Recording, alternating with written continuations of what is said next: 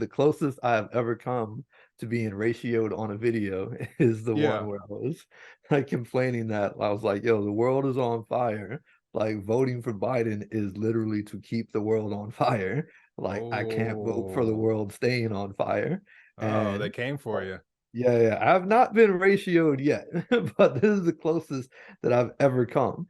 But like at the same time, it's like, okay, we're doing the protesting. It is clear like about the dissent of American people. Biden knows exactly what his poll numbers are.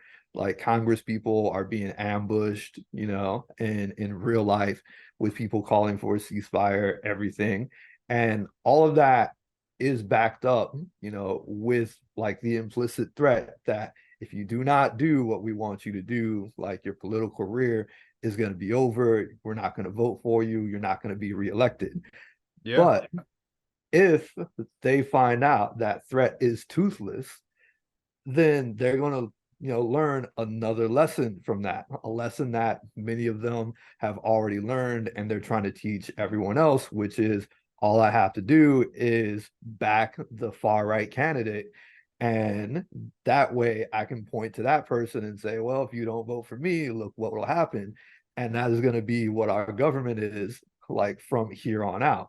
So it, and I Man. understand how horrible everything is and how much more horrible it could be. But that is an insane situation that is not going to lead to good places either, possibly even worse places. So, You're not wrong.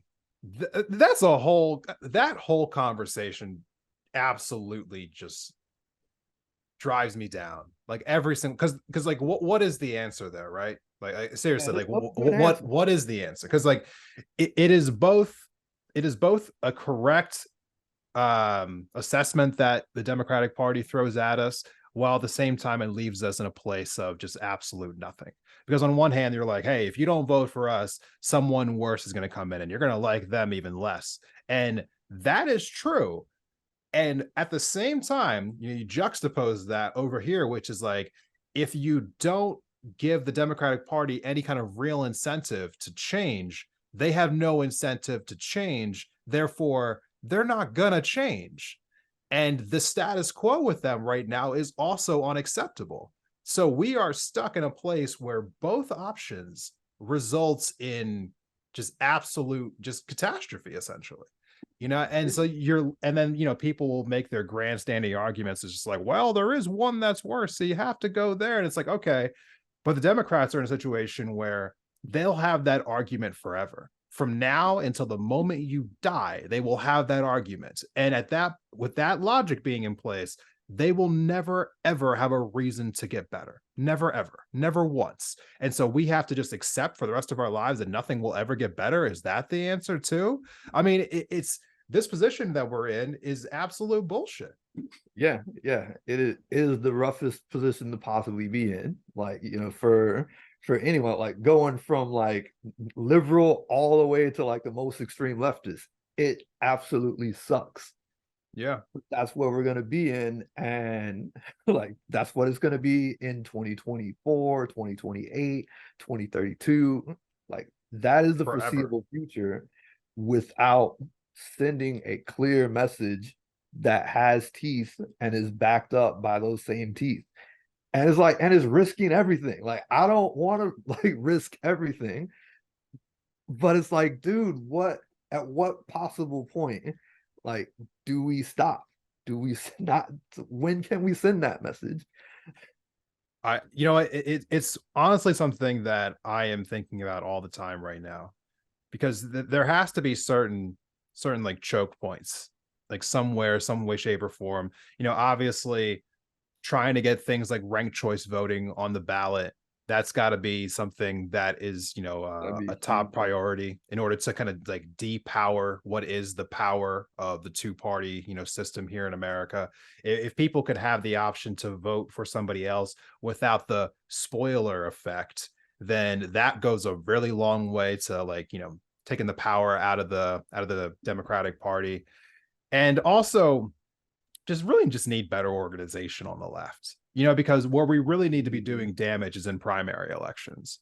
And there's too often the candidates who can actually make a difference, they're swamped out by the establishment candidates who have all the super PAC money, who have all of the media coverage, and they just get absolutely just shelled every single time. And I think that's really what we need to put some concentration towards. Like, how can we come together and get people in the primaries who can overtake these people? Maybe people like us, content creators, can actually give these people the attention that they deserve if they're the right candidate. Yeah, And, yeah, yeah. I will and say, yeah. All right, I'm sorry, my oh bad. no, no, I was gonna say, and then also there's some things that I've also just seen, in different places that I think you don't want to put all your eggs in one basket. You got to apply pressure from every angle you can think of. I think Right. the protesting around the country makes a difference. People going on strike around the country is making a difference. I saw recently that a bunch of people who are younger are now taking over like the American Medical Association, and they're about ready to, for the first time in nearly a century, openly advocate for single payer healthcare. Like Yes. just little victories like that pile up. So you don't want to put all your eggs into one basket. You want to take over positions of power everywhere. Even in your local city.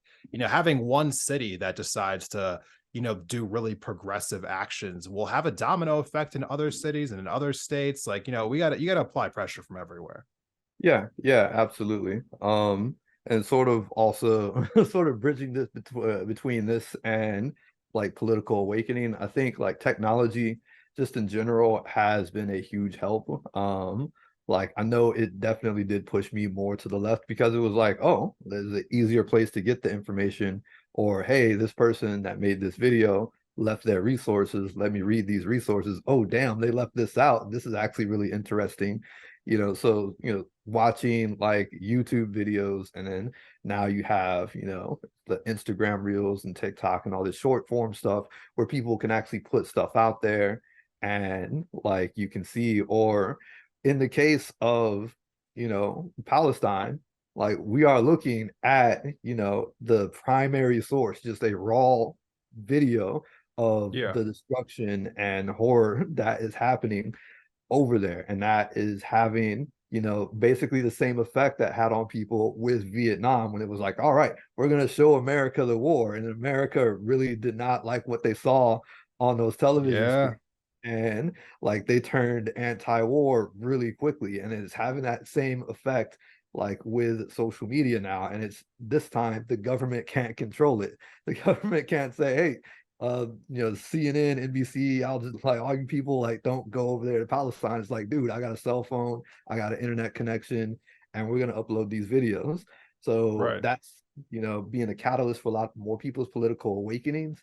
And also in the same vein of let's talk about other candidates that we can back. All right, you spent, millions upon millions of dollars on your political campaign, but everybody knows who I am, and all I had to do was make a few like viral videos and make a few connections with some people, and they are spreading my message. They're helping people learn about me, and now I'm an actual contender for this local government seat or something like that. And then like in my video about like voting, I think in a follow-up video I was like, hey, just because I don't want to vote, for this particular person, like I'm still going to vote. There are tons of people down ballot, especially in your local government, that will have a more direct effect and almost instant effect on your actual day-to-day lives that you could be voting for.